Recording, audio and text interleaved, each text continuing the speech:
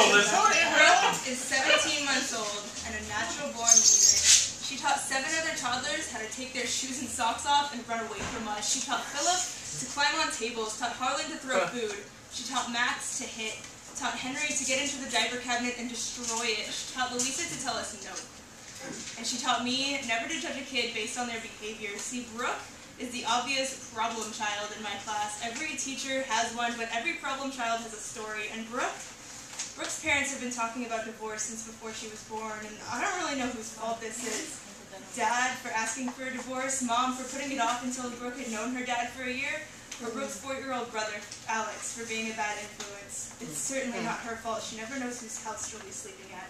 Her mom says she hasn't slept through the night since they moved into the apartment. Says she won't sleep in her big girl bed, but Brooke is not a baby. She's 17 months old and she knows something isn't right. Instead of fighting to be the center of attention, she's started isolating herself. Instead of throwing fits when she gets a toy stolen from her, she just gives up and cries now. I never thought I would miss those tantrums, but she's too little to give up. She's got too much fight in her. I want to tell her it's not as bad as it seems. That maybe when she's older, life will stop punching her in the face and stealing her toys. I want to tell her that she's got to keep fighting back. She's got to make sure the world hears her, but she doesn't even get excited anymore when it's time for her to go home. Do you know how heartbreaking it is for a little girl to see her dad walk in the room, then turn around and ask you where her mom is?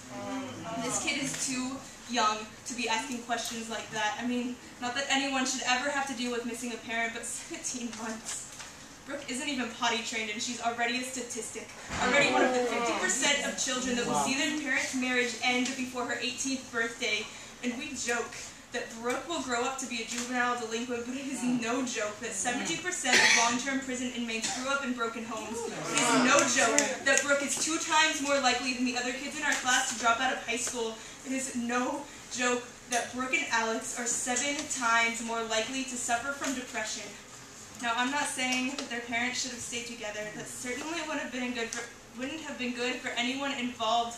But someone to tell me why they decided to have a second child when things were already rocky. Why would anyone think that having a baby would fix things? Not that I don't love Brooke, but do you know how stressful kids are? A bad marriage plus stress does not equal a happy marriage. It equals divorce, confused kids, a problem child. Brooke.